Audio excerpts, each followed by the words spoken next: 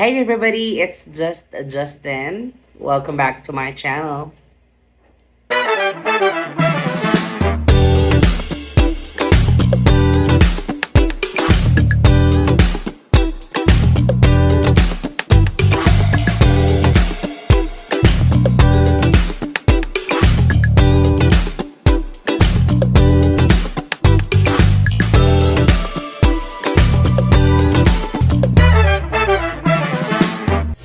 Alright, so a lot of you noticed lately I was so busy focusing on a pageant, I would say. Um, I didn't expect that it would be quite, how would I say this, interactive and enthusiastic. I was only expecting a small time crowd at that time. So for today, we're gonna review my recent performance at Miss Grand Welcome, which I have joined.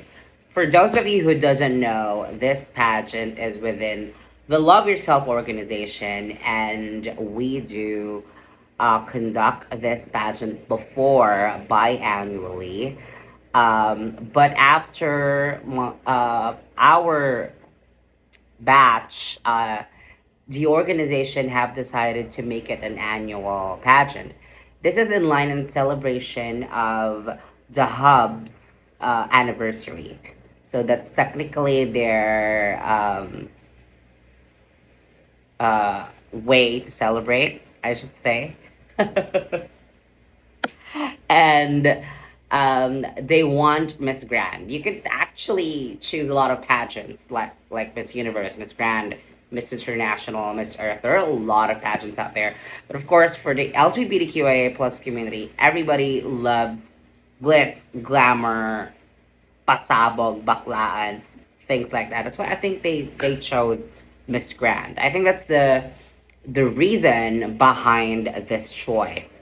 But more so about that, I think it's time for me to get back with my performance and see how this went. Although I uploaded this to my Facebook account already, I just want to see how would I react uh, seeing it seriously. Because when I was editing this video, I was just only cutting the parts where it's not necessary. But I want to see how I really played. So, would I cringe? I don't know.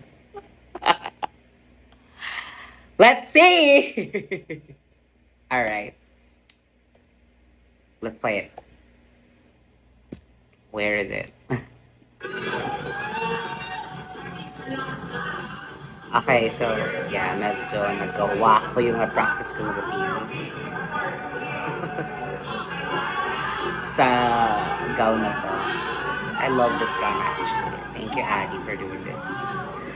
Ayan, medyo naguluhan ako sa routine ko dito kasi nag-interact na ako sa crowd.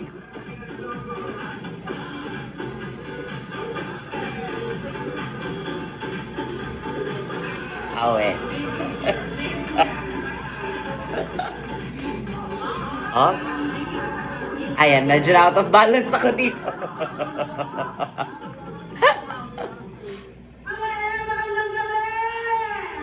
Oh my gosh, di ko ina-expect na ganun kataas yung energy ko. Ang talenti na nagbulaba sa lalawigan ng Magigiti. My name is Daniela Vanilla, your Miss Grand,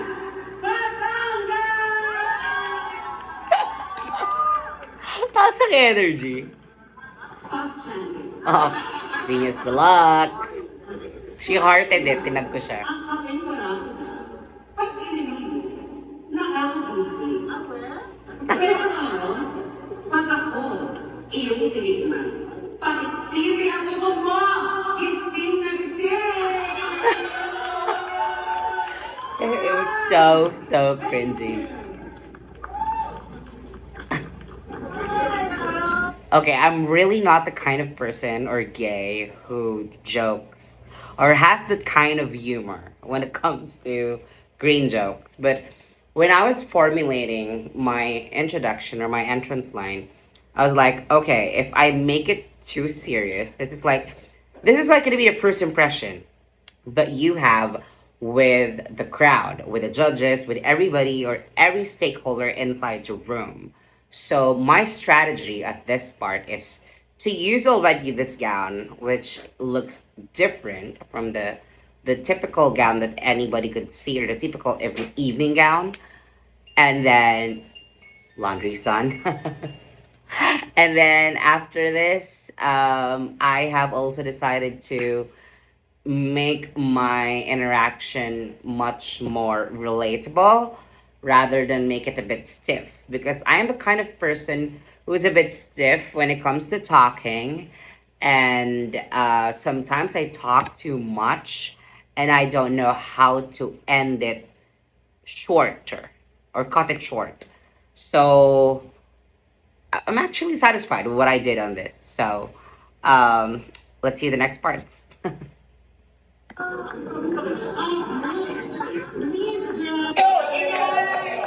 Okay, so this is the moment where everybody is dancing. I honestly felt chaotic at this situation because I don't know where would I post. I don't know where exactly my blocking is, but I just keep going. Okay, this is the question and answer portion.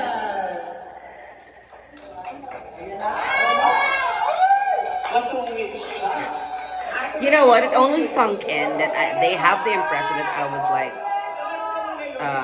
fierce or too fierce when the host said it. Probably I was too strong in the car. Never. I'm so inspired. Actually, before coming in here tonight, I got message from my family, my friends, so I already feel like a winner tonight. It just came naturally because honestly, I really received messages from my aunts, my family, my friends. So I was so inspired that night, actually. You will select a question in our phone. We will read the question twice, and then you will just answer it in whenever I see my hands on my hips, I'm like, this is the Miss Sorsogon moment. If everybody knows the reference, that's for Filipino Philippines 2019 when they let Anne Curtis hold my her until she finished her answer. So I literally had this moment here. Here's your question. Nakakahiya. Dito yung question mo lang. The controversy over those Nakatingin kasi ako sa audience. remind us how corruption can drown not just funds, go out. Nakatingin kasi ako sa audience noon. Parang mas nakaka-pay attention kasi ako pag nakikinig ako rather than reading the question. Kasi parang nag-multitask ako, nakikinig ako and also reading. Pero if nakikinig lang ako, parang mas nakakapag-focus ako. Gets ba? The controversy over ghost blood control Pero projects nakiride na lang ako, corruption can drown not just nakibasa funds, na lang ako for the question. but also the Para din hopes of magets ko. Filipino people. In your view, how can we rise above corruption? We have been drowned for several years and decades just because of a simple choice that we made. And that's because of us choosing the leaders that we have right now. This flood control projects that we are seeing that are being investigated, someone needs to really be accountable. And now, in this upcoming election, I would like to take this opportunity to send a message to everyone that we have to take this time now to make a choice that the person that we should select, according to Miriam Defensor Santiago, should be professionally, morally, and academically excellent. With that choice, we can make difference. And once we amplify our voices, we could rise up from this drowning corruption that we are experiencing today. Good night. God bless.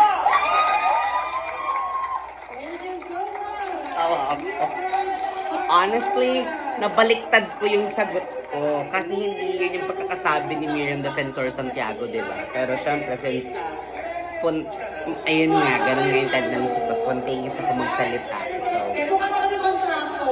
medyo matalak talaga ako. Malakas ang boses pero hindi naman galit. Sweet lover din. Yeah, diba? Hindi, kinuha niya ako ng mic. Kinuha niya ako mic. I'm so sorry talaga, ate. Wala talaga akong...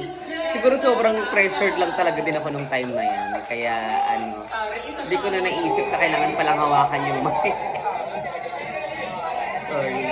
So, this is the final look. Nag-decide akong wag nang isuot yung shawl kasi hindi ko masusway yung hands ko dito sa party.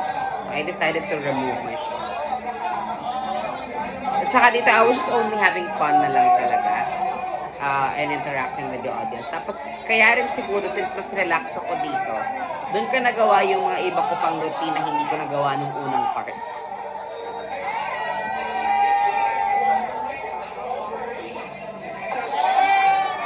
Ayan na, last two standing na. Alam mo, actually, nung nag-a-announce na ng winners, or nag-awards na, sobrang pawis na pawis yung kamay ko. Alam ni Mara yun. Sabi ko sa kanya, girl, nagpapawis yung kamay ko. Tawa ako sa 5 seconds, honestly. Ang lala.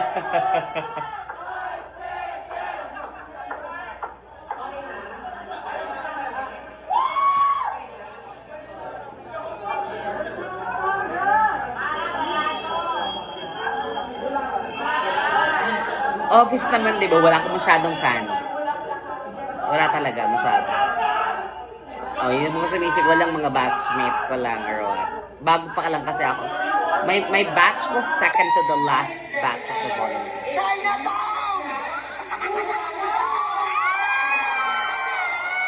Honestly, nung tinawag yung name na Bulacan, na-confuse pa ako ng slight. Kasi sabi ko, okay yata yung runner-up. Hindi ako nakikinig. So, nung in-award na sa kanya, tas red yung sash na binigay sa kanya, parang, kaya gano'n yung reaction ko na pag parang, oh my God, so, ako pala.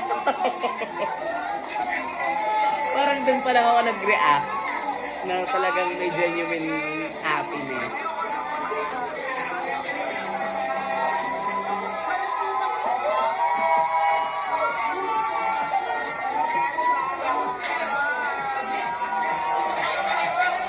Ayan, dito na ako medyo nanginginig-ginig na ako dito. Yung smile ko kasi ganun na yung ngiti ko. Ang laki ng trophy, pang barangay, pang liga.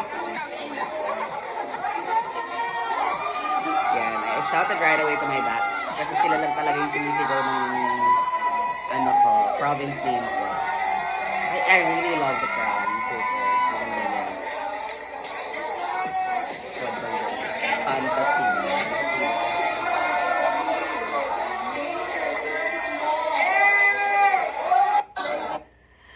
Ayun. Oh my God. Nalaglag yung phone ko. Grabe. Parang, alam mo actually, hindi siya nag-sink in sa akin kagad that night na parang winner, gano'n or whatever. Parang, okay, sige, hello, hi, have fun. Parang gano'n. Parang everybody's congratulating me, everybody's approaching, having picture with me. And super saya sa feeling, of course, talaga. Parang, ang daming gustong mag-congratulate sa'yo, mag-photo op with you, and they all feel that you deserve it. They all say that you delivered a great answer. Super saya nung feeling, and fulfilling siya, actually.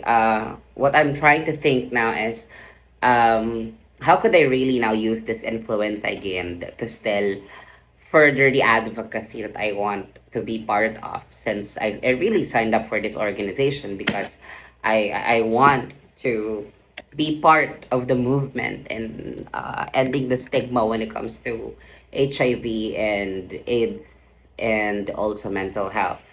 So, how did I prepare? Parang Actually, yung sa gown ko, ano ko pa yan, parang, the moment na sinabihan ako mag-join ako ng Miss Grand, humanap na kagad ako ng pwedeng mag-design or mag-create for me ng gown. Tapos sinabi ko yung vision, ganyan, or ito yung gusto kong mangyari, ganyan. So yun nga, pinost ko sa Facebook kung anong meaning nun. It's all about, I chose the color of red because first and foremost, that's my color. And then, gusto ko meron siyang embellishment ng gold para yung symbolism niya for people living with HIV can still be golden. Parang they can still shine. Parang gano'n yung ibig sabihin.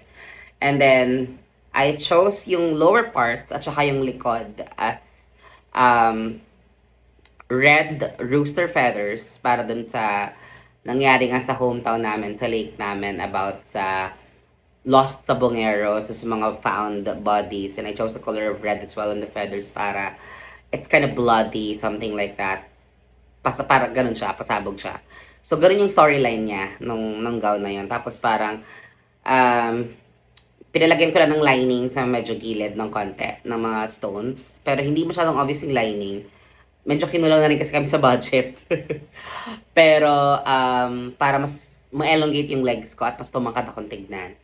Tapos, yung sa hair, it was just Shamsi Sup Sup fantasy, obviously, that I want to pull off in my hair at this night.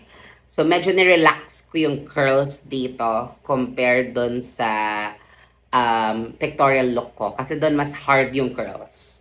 So, after ng pictorial or ng photo shoot, medyo nirelax ko yung curls para yung, since strong yung pinaplano kong makeup, yung hair should be a bit relaxed. And then, after that fantasy, bumili din kasi talaga ako ng backup na velvet gown. For some reasons, naisip ko na siya kagad na gusto ko rin mag-velvet at the same time. Ang purpose ko lang sa kanya nung una is, as a backup gown, just in case magkakaroon ako ng wardrobe malfunction, magkakaroon ako ng zipper na masisira or whatever dun sa gown kasi nga medyo vulnerable yung pagkaka-build ng gown ko talaga eh. So may backup gown ako. Pero my team and I decided na hindi, ipapangpalit mo yan sa Q&A. Something ganon. Kasi parang sa introduction mo na ano mo na introduce mo na yung self mo, the way how you want it to be seen. Pero nung Q&A na, we wanted to make it look more regal and medyo old Hollywood glamour. Yung gusto nating i-pull off. So kaya nag-add tayo ng shawl for it. Para medyo may dating kapag nakapamewang ka. Kasi nga, you're speaking. So parang, whenever you're speaking kasi, and then your hands are on your hips or your waist, parang it transcends more power to what you want to say. Aside from the hand gestures, isa din yun sa giving an impression that you are a strong person whenever you're talking. In a pageant ha, hindi in a symposium or whatever. Ganon. The way how I prep for Q&A is the way how I do my case prep when I was debating in college. So, kung paano ko pinagpe-preparean yung yung case prep is, halimbawa, whenever there is a case or there is a topic na pagdedebata naming dalawang bench before, meron tayong tinatawag na characterization. So, parang ano yung key points? Ano yung keywords? And then, ano yung key stakeholders kapag ito yung question? So, doon sa natanong sa akin, ang nakuha kong keywords were flood control, corruption. Actually, parang yun lang.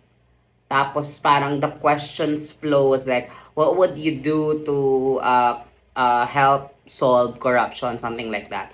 Obviously, no single person could solve corruption alone. So parang ang message na gusto ko lang ipahatid nung that answer is just to make a different choice this time. Parang gano'n. So, I think na satisfied naman ako dun sa naging sagot ko. And yung flow ko was not sounding as if it's rehearsed. But I kind of trained as well too. Kasi alam kong isa to sa matatanong, tong mga anong to, tong topic na to. Kumbaga, obviously, ganun naman lahat ng Q&A. It's all about current events, of course. Or either your personal life or whatever. So, those are the stuff that I did to prepare myself in terms of Q&A. And then, nung natapos na yung, to make sure then that I have a bit of energy to answer at hindi ako ma-mental block. Nung nasa backstage kami, sa station, meron akong candy with me, and then may bottle of water naman doon. Ano ba yan, sabog? May bottle of water naman doon na available na pwede mong inom-inumin. So nag-sip lang ako ng konti kasi baka maihi ako agad. So ang hirap umihi ng madaming stockings. Tapos may paddings ka pa, ganyan. Tapos nag-take lang ako ng konting candy for sugar rush. Para happy ako, carry ako, ganyan. Or may presence of mind ako when I'm paying attention. So, one thing as well is I wasn't engaging to the audience verbal cues. Like whenever someone is talking, I don't pay attention if it's a crowd muna. But it was more on my eyes interacting with them. Ganun yung ginawa kong rehearsal. So parang similar din sa debate. Gets ba? Ganun. So medyo naging advantage siguro na may experience ako when it comes to debating and public speaking before. Kaya medyo nakasagot naman ako kahit papano dito sa question na to. Yun. So, yeah. Grabe, yung sa crowning moment talaga, yung kagaya na sinabi ko kanina, hindi ko ina-expect kagad na ako. Kasi, kaya yung reaction ko, I was like, gumanon ako parang, okay, ganyan. Parang pageant pati pa yung reaction ko kasi, medyo nalito ako. Ako pa nanalo, something ganon. Parang very Gabriela Isler moment. Tapos nung sinabit na kay Mara yung red na sash, sabi ko, oh, so okay nanalo. So kaya yung reaction ko sa video was like, gumanon ako. So, ako pala. Tapos yun na, nung binigay na yung sash, tapos yung trophy, tapos yung crown, parang doon na nagsisink in lahat yung mga naging recent na sacrifices and everything. Medyo mga nasakripisyong pahinga sa halip na natutulog ka na at that hour, kaya pa-practice ka or what. Kaya medyo inad ko din dun sa post ko yung mga recent kong rehearse, ganyan. Na dito lang naman sa condo ko. So, yun, parang even if it's like a small pageant then parang nabanggit ko din to dun sa one of the organizers na parang even if I don't win, what I want to be my part in this year's edition is to make it a more high standard and high caliber queens na makukuha nila in terms of the pageant. And that's what I want to give. Kasi, hindi rin kasi ako yung tipo ng person. Parang hindi ko siya branding na makibaklaan sa banter. Although, kapag kainuman mo ako or kapag kakwentuhan mo ako, may sense of humor ako. Pero kapag yung ganito na nasa stage, parang hindi ako masyadong maganon. Parang I was more of, since siguro dahil sobrang addict nga ako sa pageant, parang mas yun yung na-vibe ko. So, ayun. Kaya siguro yun yung naging take ko dito or atake ko dito sa pageant na to. And luckily, buti nagustuhan din ng judges. Sobrang thank you po sa sa inyo pong choice. Tunay lang na tama ang choice nyo. Charot. Thank you again. Love yourself. Love yourself. Welcome for this opportunity. Sobrang saya. I just can't believe it. I just can't explain it na yung fantasy ni Daniela Vanilla, which was as a drag queen before, na nagsa-start, alam ko naman sa sarili ko na yun talaga yung persona ko as a drag queen. It was really all about being a pageant queen and an actress and a speaker. Yun ako eh. Hindi ako always dance. I can dance. Hindi always. Kaya ko din mag-power dance, pero hindi yung may stunts. I can sing, but I'm also a belter when it comes to when it comes to singing, pero hindi sa female key. So I don't think magta-transcend siya na nakadrag ako tapos kumakanta ako, hindi siya magiging applicable. So yun talaga yung strengths ko as a drag queen. So, ayun, parang that's actually one of the things as well that made me feel and relax kahapon or kagabi kasi it was more on just me living the fantasy na finally Daniela is competing. Kasi yun yung gusto niya before. So, she did it. So, yeah. Finally, I'm so happy with what we had, with everything that we did. Sobrang fulfilling. So, yeah. Nag-post na din naman ako ng mga thank you messages ko. So, I don't think I'm still gonna keep on saying this on this video. Hindi ko na kayo maiisa-isa. But yeah, thank you so much po sa inyong lahat for your congratulatory messages and your sweet messages and your support. Hopefully, we have more part in terms of championing our advocacy and our organization. Mag-volunteer kayo sa Love Yourself. It's sobrang saya.